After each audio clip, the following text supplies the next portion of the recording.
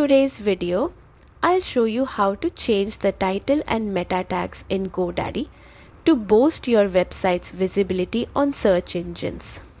First, open your browser and go to GoDaddy's website. Log in using your email, Facebook, or Google account to access your dashboard. Next, go to Websites Plus Marketing and find the site you want to optimize. Click Manage, then select Edit Website to open the website builder. From here, navigate to Settings and choose Get Found on Google. This is where you can adjust your SEO settings. Select the page you want to optimize.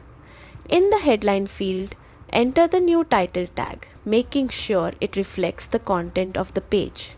Then, in the description field, write a concise meta description that summarizes the page and includes relevant keywords to help search engines understand your content. Finally, save your changes. Your page is now updated with optimized title and meta tags, helping it attract the right audience and improve search engine rankings.